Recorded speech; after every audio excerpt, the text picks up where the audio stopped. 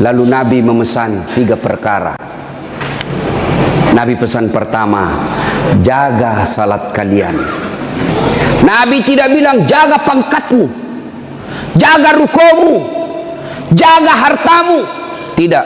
Nabi mengingatkan, salatmu, jaga salat kalian. Bapak-bapak polisi, kalau bapak mau baik pekerjaan, jangan tinggalkan salat. Kecil itu bos jadi kapolsek, kecil. Nah datik ni puangi, jadi kok. Siapa yang sangka Pak Idam Aziz jadi Kapolri? Siapa yang sangka? Tidak pernah orang membayangkan, tidak pernah didengar-dengar namanya. Tiba-tiba jadi, kalau Allah mau. Kecil buat Allah jadikan kalian Kapolres, kecil. Kecil kalian kalau mau jadi kasat narkoba. Ini semua senang kasat narkoba.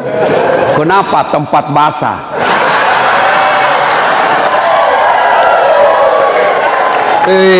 Hati-hati Pak Polisi, di tempat basah lah itu orang tenggelam. Tidak ada orang tenggelam kalau kering. Siapa suruh kau bilang gas-gas? Gas memang. Kita sudah tanda tangan MOU toh. Pak, kecil, sholat ki Pak. Kecil bapak punya bahagia. Ustadz, kenapa itu kasihan istriku nang ngomel aja nak kerja.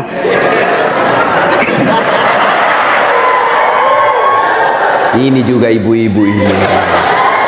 Kalian istri-istri polisi, muliakan itu suami. Kita kira itu gampang jadi polisi, Bu. Saya saja bukan polisi, saya bayangkan itu susahnya jadi polisi. Masalahnya orang datang kemana? Sentuh, kemana kamu? Kok nanti coba bayangkan.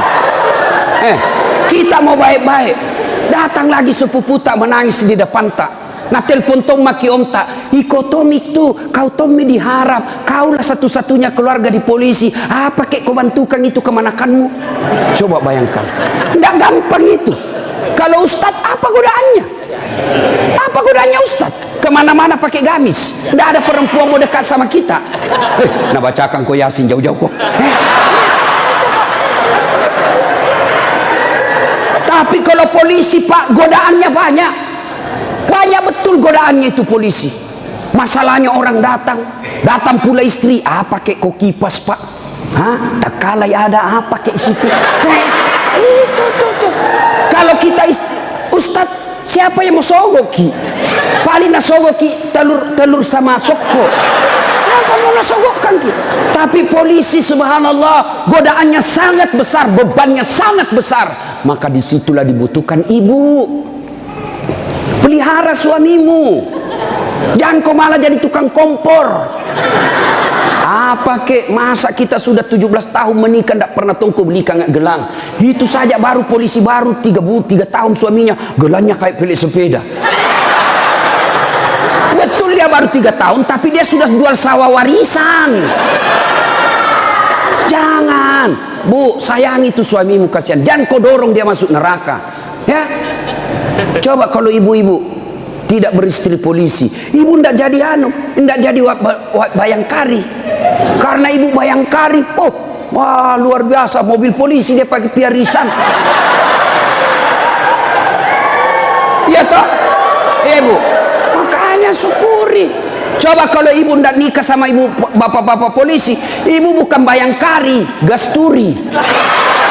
Garis Tua Republik Indonesia. Maka bersyukur ya. Pak, jaga sholat Pak. Saya kasih contoh ya, saya kasih contoh. Kan ada komandan tak toh? Ada Kapolres. Kira-kira kalau Kapolres panggil ajudan bagaimana hebatnya? Ajudan, itu ajudan biar lagi baring-baring di kursi makan cang goreng. Ajudan, siapa? Biar itu ada cang goreng. Perintah komandan. Iya toh? Iya. Mana ada ajudan berani dipanggil? Ajudan, tunggu dulu Pak. Bilang aku diinjak lehermu. Coba. Ayo. Begitu takutnya kita sama manusia. Padahal Kapolres paling lama 2 tahun. Mutasi lagi. Tapi begitu takutnya kita sama manusia. Tidak berani kita bilang tunggu. Lalu kenapa ketika azan berkomandan Allah memanggil kita, hayya 'alal falah. Hei Pak Polisi, sini kok, saya kasih kok kemenangan. Bapak tahu enggak itu artinya hayya 'alal falah? Itu artinya sini saya kasih kok kemenangan, sini saya kasih kok kejayaan. Allah panggil kok, sini kok saya kasih jadi Kapolsek kok, sini kok saya kasih kok jadi Kapolres, sini. Tapi apa jawaban kita? Tunggu, lagi meeting. Tuhannya suruh menunggu. Kapolres saja kau tidak berani kasih menunggu. Ini Tuhanmu kau suruh menunggu. Pantas 20 tahun kau jadi polisi, tidak bisa kau lepas dari kredit.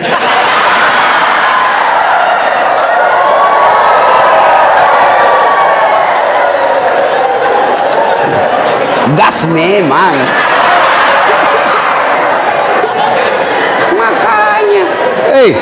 Bagaimana hidupmu mau baik bos jadi polisi? Kau udah bisa cari muka sama atasan. Siap komandan. Siap salah komandan. Bapak kerja sama manusia 10 suruh ki kerja. Nih kerja ini 10, 9 yang cocok, 1 salah. Yang salah persoalkan. Bodoh memang kau ini. Coba, lupa itu 9 yang cocok. Padahal 9 yang betul, 1 jika dosa. Bodoh memang kau ini. Nggak ada. Itulah manusia. Kalian capek cari kelakuan baik. Jangan kau terlalu mencari muka sama pimpinanmu. You kerja saja dengan baik sebagai polisi. Ada tupoksimu, ada ini kasat ini, jelas pekerjaannya. Kerja itu dengan baik, perbaiki sholatmu. Allah yang angkat derajatmu. Tapi kau siapa? Nah bilang ada di Jakarta, cemen lu men. Ayo, serius Pak. Baiki saja sholat. Kecil Pak. Bapak kan punya jalan jadi Kapolsek. Bapak punya jalan untuk jadi Kapolres. Kenapa? Bapak polisi, memang ada jalannya. Yang tidak bisa ada jalannya, saya jadi Kapolres. Tidak ada itu. Tidak ada jalannya itu bos. Ayo. Yang tidak ada saja jalannya Allah kasih. Saya ulang, yang tidak ada saja jalannya Allah kasih. Apalagi memang ada jalannya. Apa maksudnya? Pak, bisa ndak perempuan hamil tidak pernah disentuh laki-laki? Itu ndak ada jalannya menurut ilmu kedokteran. Ndak mungkin. Tapi kalau Allah yang mau jadi Siti Maryam, wanita suci, ndak pernah disentuh laki-laki, hamil melahirkan Isa alaihi salam. Siti Maryam. Cuma sekarang banyak tahu perempuan mau ingin Siti Maryam. Hamil tidak ada suaminya. Usut punya usut, ternyata selingkuh sama polisi.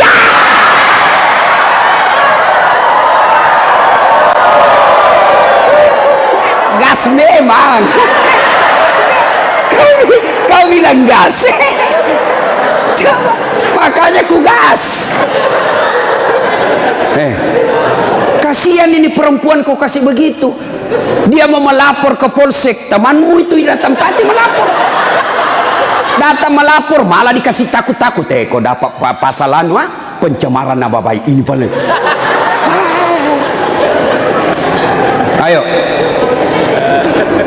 Pak, Bapak mau baik, perbaiki saja sholat. Saya kasih lagi contoh. Saya akrab sama Kapolres. Saya datang di Sidrap. Pak Kapolres, adakah di Sidrap ini cari-cari telur? Mau pengantin? Siap Ustadz, gampang. Kapolres telepon ajudan. Ajudan, itu Ustadz Dasat ada di hotel. Kau jemput pakai Alparnya Aji.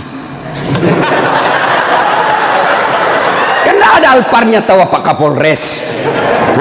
Tapi punya teman. Nah, bawakan telur. Selesai masalahku soal telur. Kenapa? Saya akrab sama komandan. Sebaliknya ada orang dari Makassar, tidak pernah ketemu Kapolres, tidak pernah kenalan, tidak pernah didengar namanya. Assalamualaikum Kapolres, saya ada di Sidrap ini, saya cari-cari telur, pinjam dulu mobil tak Pak. Siapa nak telepon Kapolres? Kapolsek, tangkap itu. Hah? Tangkap dia, tidak pernah kenal, penipu pasti itu, penipu, tangkap. Begitu juga Bapak, tidak pernah sholat, sholatnya hanya hari Jumat, itu pun paling terlambat datang, paling cepat pulang. Orang khutbah dia tidur, pas bangun kamat dia bilang, aliran apa ini, mesti tidak ada khutbahnya. Bukan aliran apa, kau mati dong. Ayo, tiba-tiba dimutasi, tidak ada tempatnya yang bagus-bagus, stres. Jadi berdoa, ya Allah, capek mak ini jadi polisi Tuhan. Kenapa hidupku tambah susah Tuhan? Nah bilang Tuhan, malaikat, karena dia sudah capek jadi ke polisi, sekali cabut nyawanya. Makanya Pak, yuk perbaiki sholat Pak. Apa alasanmu tidak mau sholat? Bilang kok apa? Bilangnya apa alasanmu? Si geaki. Apa? Hah? Tidak ada kecuali malas. Dalam Islam ada boleh beberapa orang boleh tidak dosa ketika dia sholat. Satu, belum balik. Kalau ada bapak-bapak polisi di sini merasa belum pernah mimpi basah, belum pakai balik itu. Atau ibu-ibu poluan tidak pernah haid, kau masih balita itu. Yang kedua, siapa boleh tidak sholat? Hilang ingatan alias gila. Kenapa tidak sholat? Saya gila Pak. Yang penting Bapak yakin gila, boleh tidak sholat. Tapi tidak mungkin Bapak jadi polisi kalau Bapak gila. Yang ketiga, boleh tidak sholat dalam tekanan. Zaman Belanda diancam kepala tak. Jangan kau sholat. Kalau kau sholat saya kasih pecah kepalamu. Boleh tidak sholat orang begitu. Lain itu apa Pak? Bapak nganangani unjuk rasa, boleh Bapak sip-sipan sholat. Tidak bisa tinggalkan tempat. Sholat khauf namanya, sholat dalam keadaan perang. Bagaimana caranya? Bapak berenam, polisi bertugas, maka bagi tiga lapis, tiga rakaat, tiga saf. Saf pertama 2 orang, saf kedua 3 orang atau 4 orang. Maka saf pertama diselesaikan dulu sholatnya 1 rakaat, yang di belakang jaga senjata. Begini dia. Selesai ini yang saf pertama 1 rakaat, maka saf kedua lagi yang selesaikan sholatnya, saf pertama lagi yang siaga-siaga senjata. Boleh Pak. Tidak bisa ditinggalkan tempat Ustaz. Kita tayamum darurat. Boleh Bapak. Kalau pergi ambil air 1 kilo, bahaya ini keadaan. Bapak tayamum di situ. Tidak usah buka sepatu. Boleh. Bagaimana caranya? Letakkan telapak tangan di pasir. Sudah itu tepuk. Karena kalau kau tidak tepuk ada pasir, kau gosok matamu. Tidak jadi kesembahyang.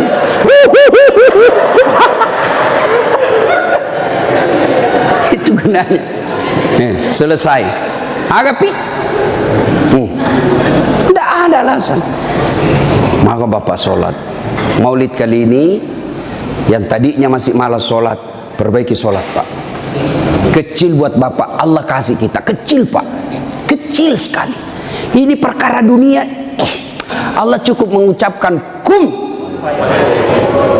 Itu saja itu disebut kun fayakun. Jadi. Nagati lipuangnya. Jadi. Coba. Maka Bapak Ibu Bapak ini perbaiki saja sholat. Bapak-bapak punya anak, tidak perlu di sekolah jauh-jauh ke luar negeri. Kontrol saja sholatnya. Baik sholatnya, insya Allah anakmu akan bahagia. Ya? 1, 2, kata Nabi, jaga perempuan di antara kalian. Nabi lagi tidak bilang jaga tetanggamu. Ini bapak-bapak juga banyak kalau sama tetangganya sopan. Assalamualaikum Ibu.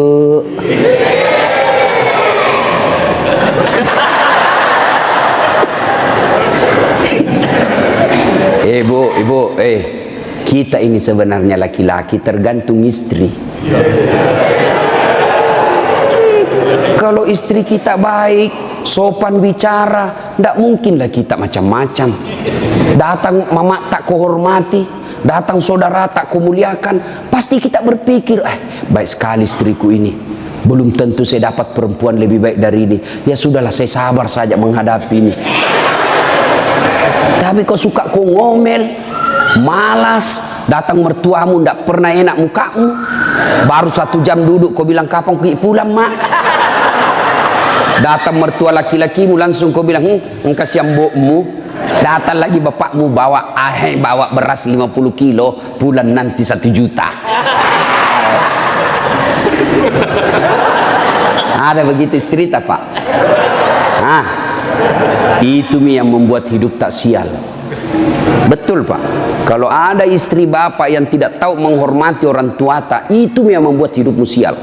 Maka nasihati itu istri baik-baik. Ini juga ibu-ibu, hargai itu suami. Ya, untung ibu punya suami, punya anaknya orang. Coba terima beres. Hei, serius kah ini? Datang itu mertua kita hormati, muliakan. Coba, ada kadang-kala ibu-ibu curhat sama saya, Ustaz, kenapa itu suamiku lebih sayang, kan kasihan satu rumah kak sama mertuaku, mertua perempuanku. Kenapa ini kasihan suamiku, sayangnya sama mamanya saya tidak. Saya bilang, sadar kok ibu, mamanya orang itu, bukan selingkuhannya, bukan istri kedua. Kalau istri kedua boleh kau bilang begitu, bersaing kok. Tapi ini mamanya, dari rahimnya itu, keluar dari perutnya, dia yang didik dia yang kasih jadi polisi, dia yang biaya, kau terima beres. Sadar, mestinya kalau begitu suamimu, kau bersyukur. Ya Allah, baik betul ini suamiku. Mudah-mudahan nanti anakku seperti suamiku, tetap sayang sama saya meskipun saya sudah tua. Dengar itu.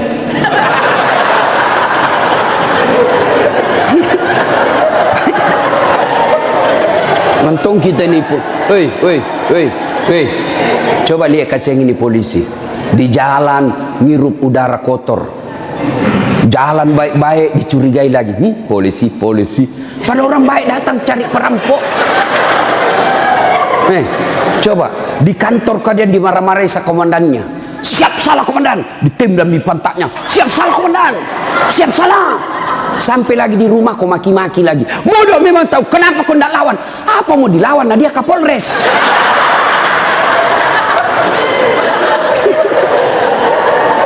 Lihat tuh, ini kasih muka-muka susah semua ini kasih ini polisi. Coba lihat. Enak tong itu kalau pulang suamimu kau sayang-sayangi, kau masakan kesenangannya. Tidak bisa tiap bulan, sekali seminggu lah.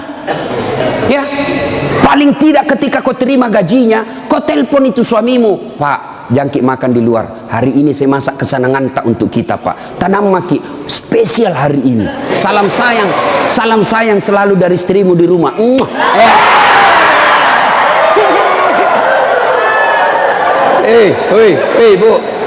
Bu, itu suami polisi kalau dapat SMS begitu, nah kasih lihat langsung Satpol PP. Satpol PP polisi setengah. Nah, ada di sini.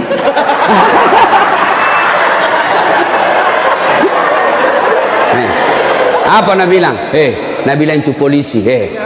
Lihat kau ini istriku bos, betul dia lebih tua dari saya, betul dia tidak cantik, dia orang kampung, tapi kau lihat bos, istriku ini. Pernah SMS itu? Paling kita SMS, Pak, jangan lupa singgah beli gas.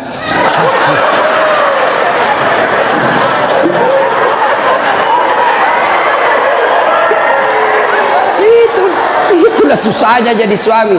Tapi bapak juga kalau disuruh singgah beli gas, jangan sok-sok gengsi. Jangan gengsi, kan biasa kita laki-laki, saya polisi, saya ajun komisaris, saya ini pangkat tinggi, masa beli gas? Kenapa nih? Ayo, Pak, kecil itu. Coba, untung bukan kita yang hamil. Mau kita tukar? Kita yang hamil, istri tak beli kompor gas. Mau kita tukar kira-kira itu. Repotnya itu perempuan hamil, jalan saja setengah mati, 9 bulan itu kasihan. Melok ni masuk. Coba itu perempuan kalau hamil, duduk aja setengah mati, harus pakai standar samping. Lama itu, mapanguju tuh kasih kalau melok tudang. Coba kalau bapak, langsung saja begini, selesai. Maka ketika yang begitu, bapak ikhlas saja, itulah pengabdian kita kepada istri. Ya, tenang. Itu Nabi Pak 11 istrinya. Tapi tidak pernah ada istrinya mengatakan menyesal saya nikah sama kau Muhammad. Bapak satu menderita lahir batin. Itu Nabi Pak, Nabi kalau minum sama istrinya, dia kasih begini, minum, kasih lagi istrinya, satu teguk, kasih lagi istrinya. Begitu romantisnya Nabi. Dan hebatnya itu kalau Aisyah minum di sini bibirnya, itu nacarit Nabi. Coba Pak Kasat begitu. Minum bekas bibirnya istri. Bau na mulutmu.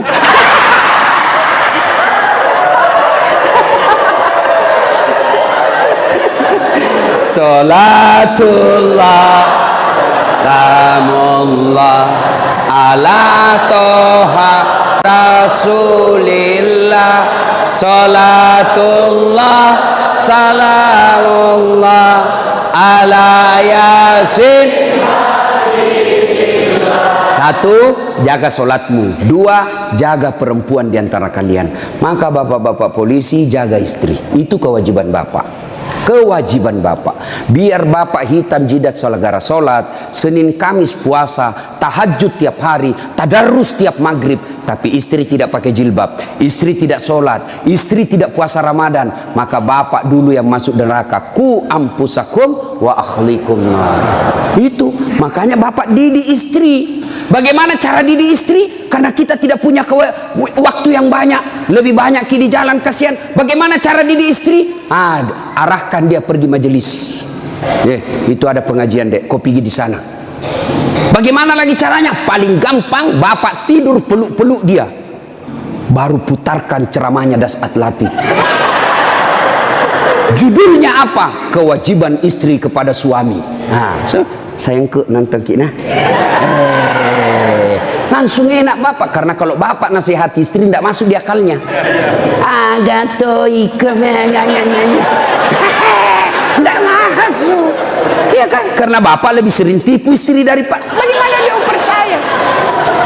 Kita juga ibu, bagaimana tidak ditipu Ki? Karena suka Ki marah-marah. Jujur Ki, marah kok ya lebih baik dibohongi kau supaya senang perasaanmu. Kenapa kau bohong? Selama ini kau bohong. Ku sayang kau, tidak mau kau luka perasaan man, kau bohongi kau. Sekarang kau tahu ya itu takdir burukmu. Kan kita terpojok Ki jadi bohong maki. Sama saya ada temanku SD, masih selalu kena telepon sampai sekarang. Cinta-cinta monyet dulu di kampung. Setelah saya lihat banyak viral, tambah populer Kila Dase. Itu di Makassar gitu nama aku Dasat Latif. Kalau di kampung Ladase.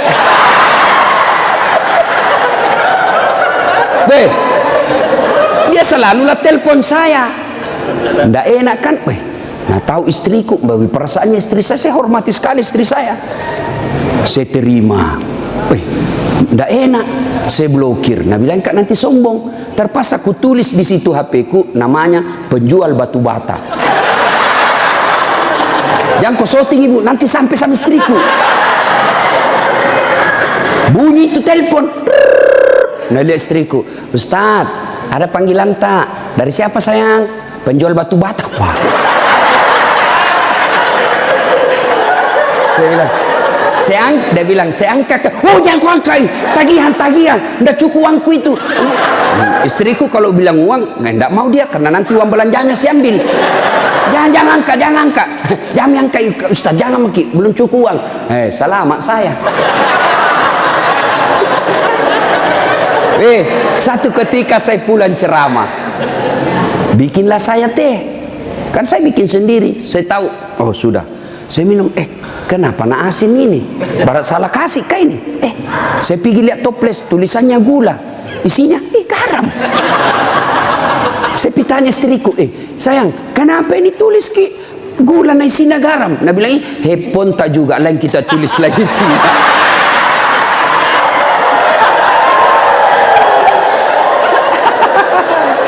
Ibu, sudah tahu rumusnya toh?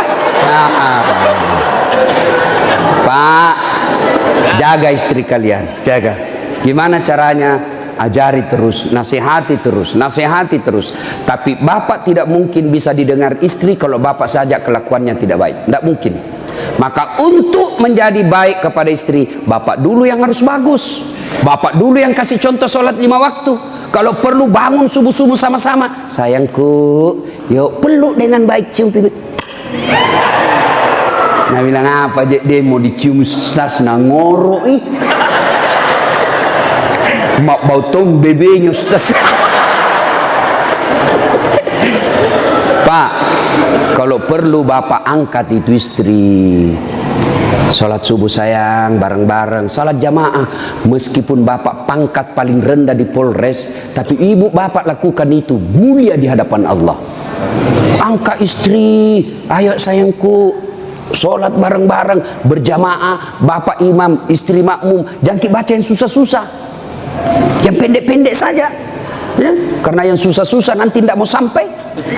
Nak baca Al-Kafirun, wala antum abiduna ma abun, wala ana abidum ma abattum, wala antum abid. Mulai curiga istrinya. Wala antum abidu, wala ana abidum. Pas selesai sholat, ibu juga kalau selesai sholat kasih semangat suami. Sabar ki pak, memang begitu kalau baru pertama orang sholat. Insya Allah ke depan tidak. Jangan malah dimaki-maki. Bodoh memang kau ini polisi dongo. Apa kau tahu kau bilang? Nah bilang suami tak jamin lagi sembahyang deh. Kau sudah. Bu, pulang suami tak ibu. Kita tahu sudah mau masuk maghrib. Datang suami tak sudah sediakan sarungnya. Sediakan kopiahnya, sediakan bajunya untuk sholat, baju koko. Begitu datang, Deng, mandi ki, ini kita pakai sholat maghrib. Ayo kita pergi sama-sama di masjid. Nyaman ibu, suami istri jadi polisi, dapat gaji tiap bulan. Kalau begini kita lakukan, bahagia hidup tak. Meskipun kita tak putar-putar saja di sidrap. Enak pak. Ini istri suka ngomel, suami tukang tipu, kredit tidak pernah berhenti. Kapan enak hidupmu?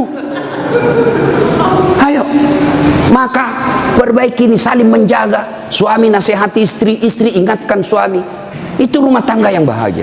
Dan yang ketiga kata Nabi, ucapan yang beliau keluar dari bibirnya, ummati, ummati, ummati, umatku, umatku, umatku. Begitu sayangnya sama Nabi, sayang Nabi sama kita. Nabi tidak mengucapkan Khadijah, Khadijah, Khadijah. Tidak. Nabi yang diucapkan ummati, umat kita. Apa di dunia saja tidak, sampai di akhirat pun Nabi seperti itu. Ketika hari kebangkitan tiba, Allah perintahkan kepada malaikat Jibril, Jibril, kau bangkitkan manusia paling mulia yang sangat aku sayangi, Muhammad sallallahu alaihi wasallam. Nabi Jibril setengah mati mencari, lalu Allah kasih keberkahan. Makamnya Nabi keluar asap, didapat. Lalu bangkitlah Nabi. Ya seperti itu yang kita lihat di sirkus, ada manusia yang tiba-tiba naik saja ke permukaan. Lalu Nabi duduk, gosok mata. Jasadnya Nabi pak sampai detik ini tidak hancur. Seperti ketika beliau hidup, kulitnya tidak rusak. Pernah kan beberapa kali itu kan kuburnya Nabi jasadnya Nabi dicuri. Kan beberapa kali itu, 9 kali. Dan jasadnya pun sudah ratusan tahun meninggal masih sama. Nah, bangun Nabi, gosok matanya. Lalu Nabi buka, nampak Jibril di depannya. Lalu Nabi berkata, Jibril, hari apa ini?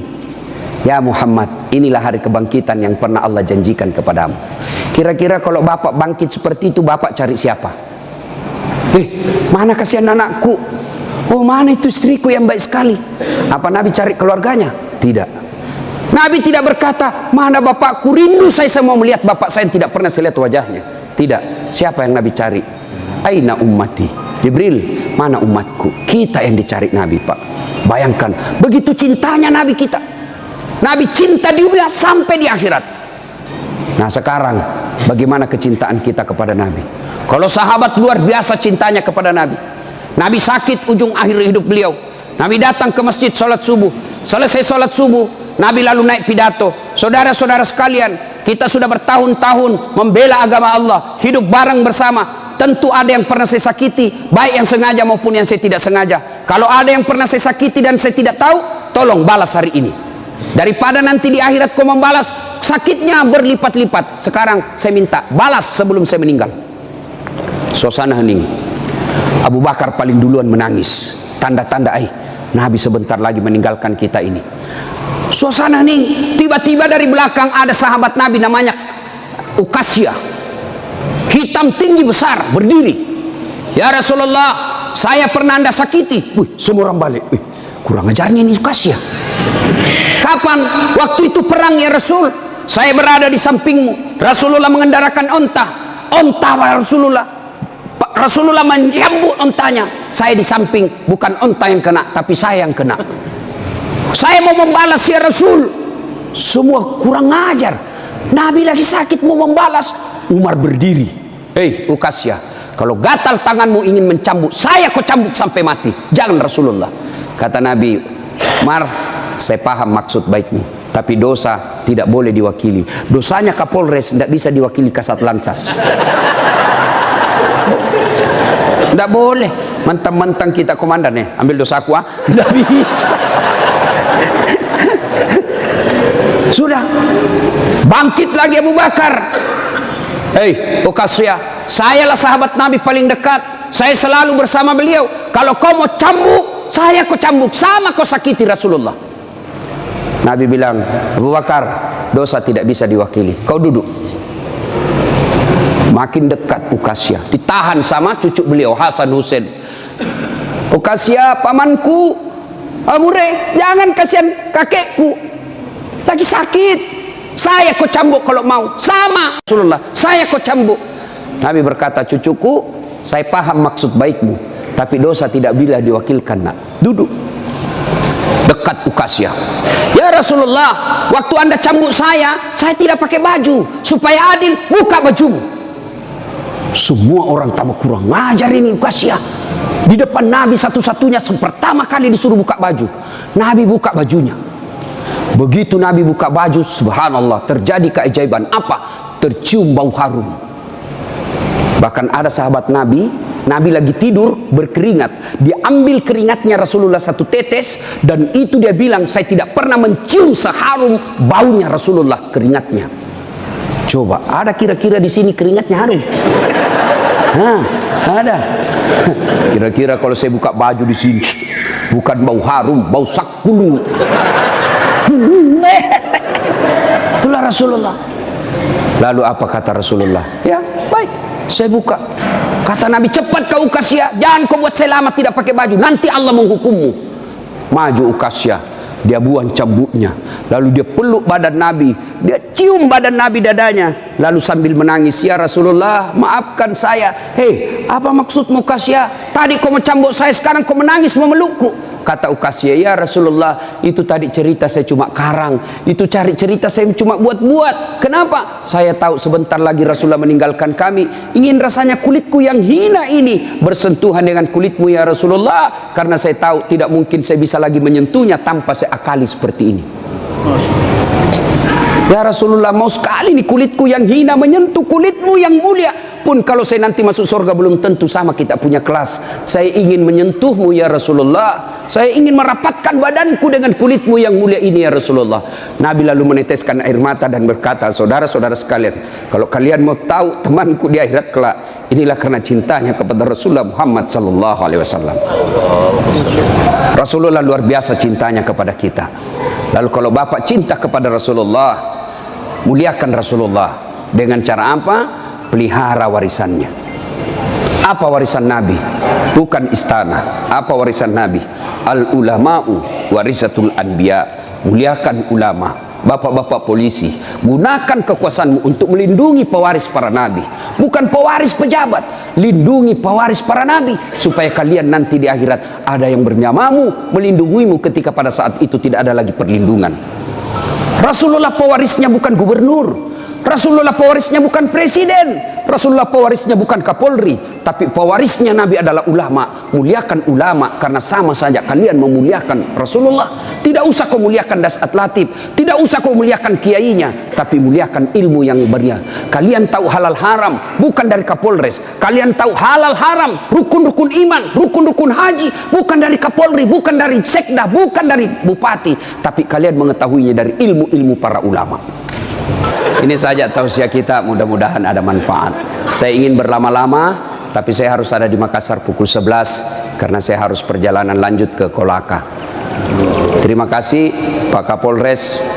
Saya doakan Bapak beserta istri sehat walafiat, diberikan kemampuan dan kesanggupan untuk menjaga wilayah hukum Sidrap dan sekitarnya. Bapak-bapak polisi, saya berdoa semoga Bapak sekalian selalu dititipkan iman dalam hati, sehingga Bapak betul-betul menjadi pengayom, pelindung, dan pelayan masyarakat. Insya Allah, luar biasa pekerjaan Bapak. Kalau Bapak melaksanakannya dengan baik, Bapak ini bertugas sebagai Umar bin Khattab, menegakkan hukum. Luar biasa. Kalau saya paling hanya bisa menganjurkan di mimbar, tapi kalau Bapak polisi mampu mengamalkan langsung. Saya jangan minum khamar, jangan narkoba. Nah, dengar anak muda, tapi kalau Bapak bilang jangan narkoba, langsung ditangkap, masuk penjara. Bapak lebih hebat dalam dakwah daripada ustadz. Kalau ustadz di mimbar teriak-teriak, jangan minum khamar. Kita lihat peminum khamar, paling dibilang, dede, mabuk sirron dan budaya. Tapi kalau Bapak polisi dapat langsung bisa disegit, borgol, bawa ke penjara. Nah, ibu bapak, saudara-saudara sekalian, mudah-mudahan ada manfaat. Lebih dan kurangnya mohon dimaafkan.